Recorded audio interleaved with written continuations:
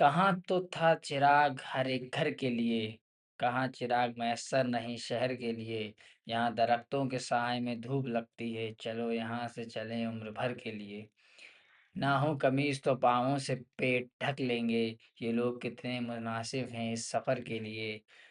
خدا نہیں نہ صحیح آدمی کی خواب صحیح، کوئی ہنسی نظارہ تو ہے نظر کے لیے۔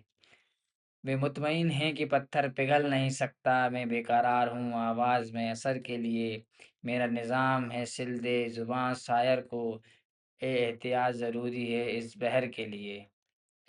جئیں تو اپنے باغیچے میں گل موہر کے تلے، مریں تو غیر کی گلیوں میں گل موہر کے لیے۔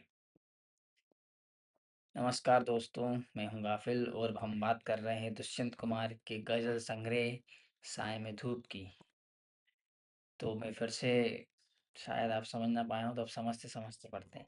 کہاں تو تھا چراغ ہر ایک گھر کے لیے، کہاں چراغ میسر نہیں شہر کے لیے، کہ کبھی تو ہر گھر کے لیے چراغ ہوتا تھا، ہر گھر پہ لائٹ ہونا چاہیے تھی، اور عالم یہ ہے کہ پورا شہر ہی اندھیرے میں ہے۔ یہاں درختوں کے سائے میں دھوپ لگتی ہے، چلو یہاں سے چلیں عمر بھر کے لیے۔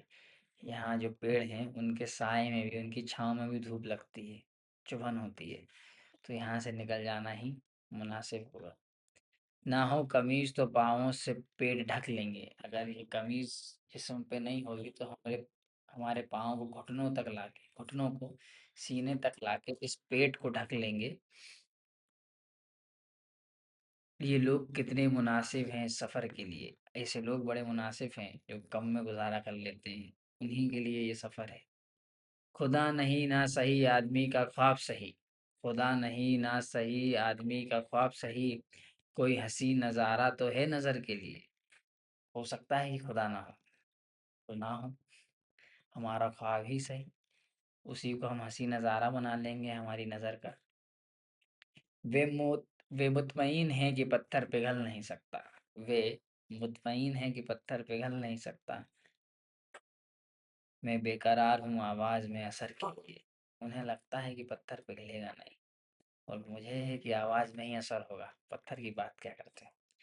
تیرا نظام ہے سلد زباں شاعر کی، تیرا نظام ہے، جس کا بھی نظام ہے، آپ کو پتہ ہے کس کا نظام ہے، تو تیرا نظام ہے سلد زباں شاعر کی، یہ اتحاد ضروری ہے اس بہر کے لیے۔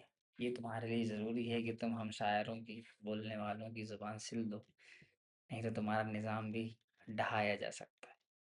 جیے تو اپنے باغیچے میں گل موہر کے تلے، مرے تو غیر کی گلیوں میں گل موہر کے لیے۔ اور اپنے باغیچے میں جیے تو کھل کے ہی جئیں، اس سے بہتر ہے کہ ہم کسی اور کے کی گلیوں میں گل موہر پھولوں کی طرح بکھر کے روندے ہوئے جائیں اور مر جائیں، لیکن اپنی گلی میں تو ہم، اپنے باغیچے میں تو ہم، اپنے ملک میں تو ہم کھل کر جئیں گے۔ آگے بڑھتے ہیں۔ کیسے منظر سامنے آنے لگے ہیں، گاتے گاتے لوگ چلانے لگے ہیں، اب تو اس تالاب کا پانی بدل دو، یہ کمل کے پھول کملانے لگے ہیں۔ اب اگر سمجھتے ہوں گے تو اچھے سے سمجھ پا رہے ہوں گے کہ اس سمے دشینت کمار کیا کہہ رہے تھے اور اس سمے میں ان کے دوارا کیا کہہ رہے۔ وہ صلیبوں کے قریب آئے تو ہم کو قاعدے قانون سمجھانے لگے، جب ان کو سولیاں چڑھنے لگیں تو ہمیں قاعدے قانون بتانے لگتے۔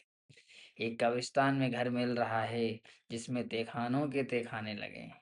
ایک قبرستان ہے جہاں گھر مل رہا ہے، ان تہخانوں جو جمیندوز ہیں پہلے ہی، ان کے اندر بھی تہخانے لگے ہوئے ہیں۔